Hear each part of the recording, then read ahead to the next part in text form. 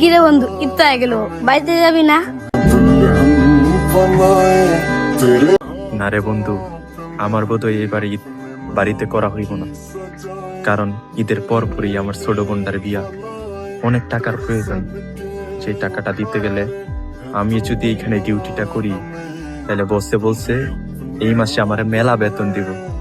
তো ঈদে একটা ঈদ নাই করলাম, বোনের বিয়া, বুঝতেই তো পারছো, একটা মাত্র ভাই হিসেবে কিছু তো দিতে হইব। তাই বলে তোর কি আনন্দের প্রয়োজন নাই? এইটা পরিবারের সাথে ভালো মন্দ করবি না?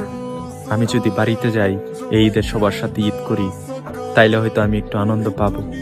কিন্তু আমার বোনটার যে ঈদের পরে বিয়ে করে যদি ঠিকঠাক টাকা পয়সা না দিয়ে বিয়ে দিতে পারি, তাহলে আমি সুখী হতে পারবো না।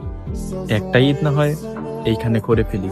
বসে যেহেতু বলছে এখানে ঈদ করলে আমাকে বেতন বাড়িয়ে দিবে, সমস্যা নাই, তুই বাড়িতে যা, আমি এই ঈদটা এই কোম্পানিতেই কাটিয়ে দিব।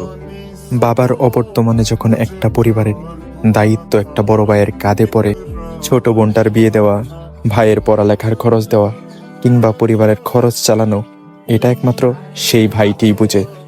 এই পৃথিবীতে হাজার হাজার সংসারের দায়িত্ব নিয়েছে একটা ভাই, একটা বড় ভাই।